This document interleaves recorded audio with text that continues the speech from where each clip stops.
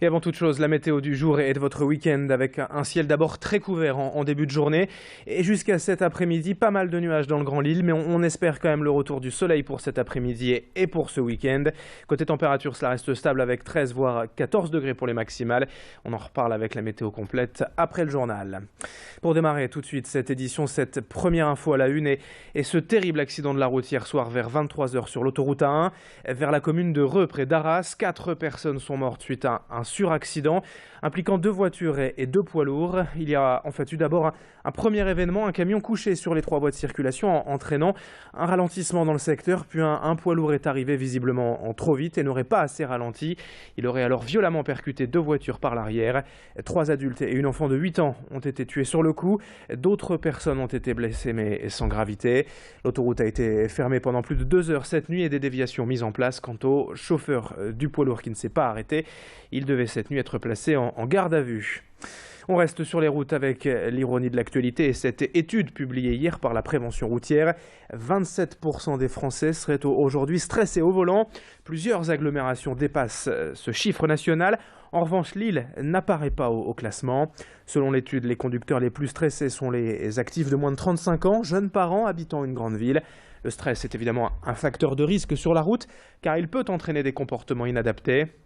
Ce stress serait même un risque sous-estimé selon la prévention routière qui en connaît les raisons principales, à savoir les conduites dangereuses et les embouteillages.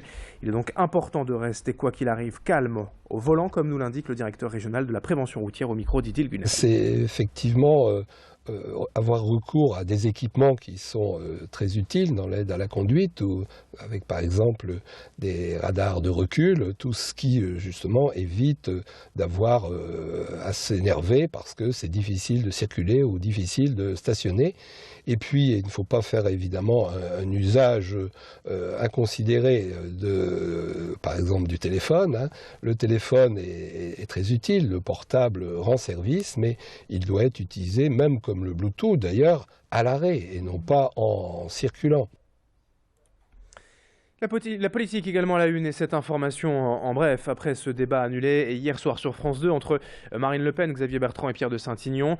La Voix du Nord publie ce matin un sondage où la présidente du Front National arriverait largement en tête du premier tour et l'emporterait même dans tous les cas de figure au second tour. Un sondage de l'Institut BVA qui confirme donc la montée de l'extrême droite dans le Nord-Pas-de-Calais. Plus précisément, Marine Le Pen récolterait au premier tour 42% des voix contre 25% pour les Républicains et Xavier Bertrand et à peine 15% pour la liste socialiste de Pierre de Saintignon. Ensuite, au second tour, elle l'emporterait également en cas de triangulaire. Mais le résultat serait beaucoup plus serré tout de même en cas d'affrontement entre Marine Le Pen et Xavier Bertrand. Le vote républicain des électeurs de gauche pourrait ainsi s'avérer décisif. Voilà en tout cas un nouveau sondage en guise d'avertissement pour le PS et les Républicains. 7h18 en direct, l'actualité au chapitre social ce vendredi avec les manifestants d'Air France hier à Lille. Environ 200 salariés se sont rassemblés à l'appel de la CGT devant le siège régional de la compagnie rue nationale. Ils dénoncent la mise à pied sans solde des 5 employés visés dans l'affaire de la chemise arrachée.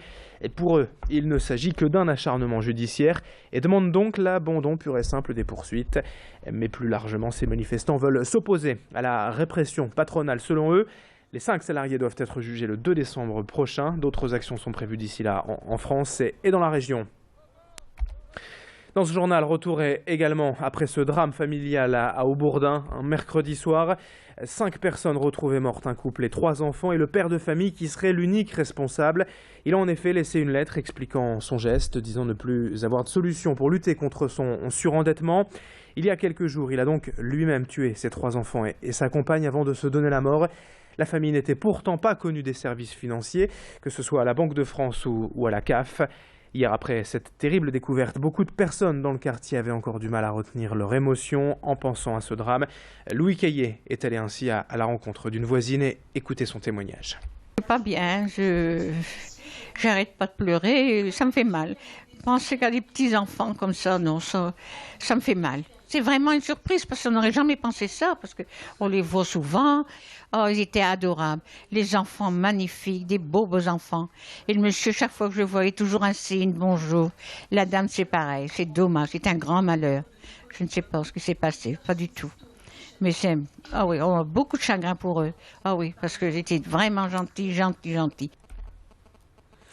Et puis on termine cette édition avec une info plus légère, vous le savez, c'est le changement d'heure ce week-end. Dans la nuit de samedi à dimanche, à 3h du matin, il sera en fait 2 heures, l'occasion de dormir ou de vivre même 1 heure de plus. Mais la contrepartie, c'est quand même dimanche soir, il fera 1 heure plus tôt. Alors qu'en pensez-vous? Clotilde Leguévac est allée et vous demandez votre avis. Tant que je peux dormir plus, ça me va. On a toutes les villes qui vont mettre plein de lumière partout pour Noël et c'est légitime. Mais à côté de ça, on augmente aussi la consommation. Donc je ne sais pas trop si en réalité il y a un impact ou pas, quoi. Je pense qu'il faut récupérer des heures de sommeil. Il fait plus noir ou pas, après ça dépend de l'heure à laquelle on rentre. Mais sinon, ça me dérange absolument pas. Mon iPhone il met à jour automatiquement, donc je vois pas spécialement. Le téléphone il change d'heure tout seul ou bien c'est la maman qui m'envoie un SMS pour me dire n'oublie pas de changer. Il fait plus noir, c'est très très embêtant. Fin de ce journal, dans un instant à suivre la météo et l'infotrafic sur Grand Lille TV, 7h21 ce matin en direct. Très bon réveil à toutes et à tous.